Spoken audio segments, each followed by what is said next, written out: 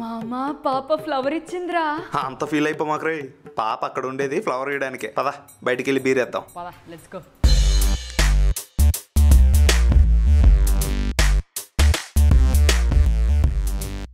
బాగున్నారా బాబాయ్?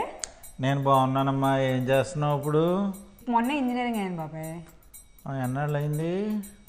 Last year job సెర్చ్లో ఉన్నా. జాబ్ సెర్చ్ ఏమైనా అవకాశాలు వస్తాయంటావు మరి?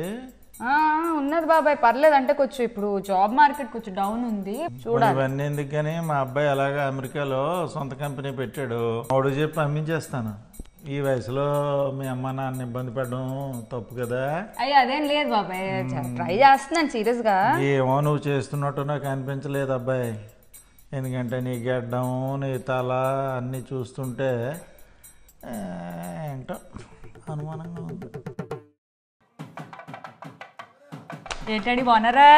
బాగున్నాం అండి. ఆ మధ్యన ఇప్పుడు కాకినాడ పెళ్లిలో కలిసాం. ఈ పెళ్లిలో తప్పేలా ఉడితప్పుడు కలదానికి ఎక్కడ వద్దండి మళ్ళీ.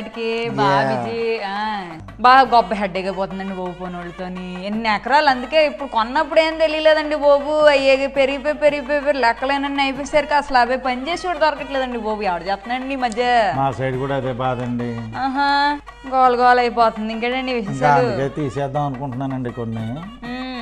ఎందుకంటే బాబు కూడా చెప్తున్నాడు, ఎందుకు యూఎస్లో నేను ఎలాగా ఉంటున్నాను కదా, సంపాదిస్తున్నాను, ఎందుకు ఇదంతా, మీరు కూడా యూఎస్ వచ్చి ఉండొచ్చు మమ్మీ మీరు అంటున్నాడు.